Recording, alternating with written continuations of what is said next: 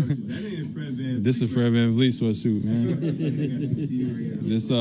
That's why I got it covered up. Anyway, growing up in Illinois, playing at the United Center is special. So being able to start here, with guys like Kyle Lowry, being able to play alongside those guys is a lot of fun. Okay. Can I finish my interview so you can get out of here, man? And you don't talk to me until you put a uniform on, man.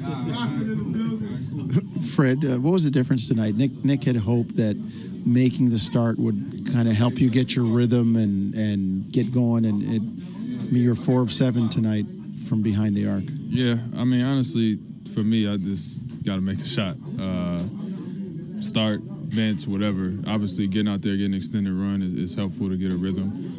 Knowing, that you're starting a game and knowing that I think I played the whole first and the whole third or whatever. So, like, being out there long enough to mess up and find the rhythm and feel the ball a little bit. It's easier, so to speak, but at the end of the day, man, I just got to make shots, and tonight I was able to do that. How much does it help that you're out there with Kyle, Serge, and not that you're not responsible for running it, but it's different than running it when you're with the second unit and you've got other guys to get involved. Well, it's different lineups, and I think that we talked about that earlier this year. I told you guys it's going to take some time. Like, we don't know if we're expecting the bench to be the same as last year, but it's completely different guys out there, so it's going to take time to figure it out.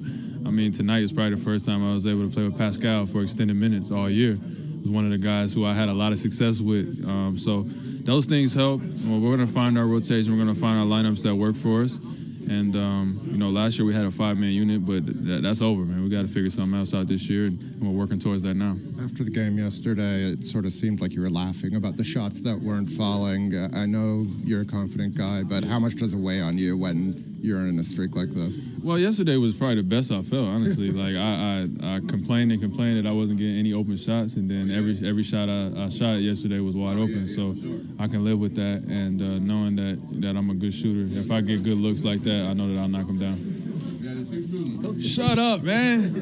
You're saying you're a bit of coming into this game, you're kind of a shell of who you had been, and he was blaming a lot of that on injuries. I mean, how banged up have you been, and how healthy do you feel now? Yeah, I mean, I don't really make excuses. I'm still not where I want to be in terms of being healthy, but that's the NBA season. You gotta play through it, and you gotta find ways to be successful out there. And for whatever reason, I haven't been as good as I can be.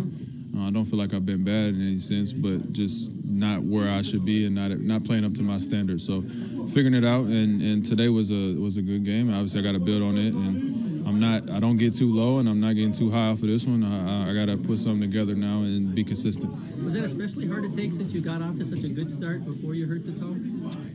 No, not really. I mean, I honestly, last year I struggled at the beginning of the season, maybe even worse. And so those are things that I live with. You got to be able to take those on the chin and keep pushing, keep your spirits high, keep putting the work in, knowing that it'll balance out eventually. Do you believe in momentum? Like one game kind of maybe putting a light on and spurring you to the next one? I would hope so. I can take this one and build on it. I thought the same thing in Utah. I had a good one, and then, I went right back down. So it's ups and downs to the season. You got to be able to stay even-keeled, and that's one of my best attributes is just being able to stay in the moment and not get too high or too low. So I'll take this one and continue to keep building and try to get another good one in Orlando. But at the end of the day, I'm about wins and losses, man. And regardless of how bad I played, if we would have won those last 3, I would have felt a lot better about, how I was playing. Aside from the shooting, what makes Danny fit so well? He's just one of those, transcendent players that can play anywhere, any style, any system. The way, obviously, the shooting, I don't know if you can just eliminate that attribute, but he's a good defender, smart, cuts, moves the ball well, and obviously add a cherry on top with the spacing with the three-point shooter is special.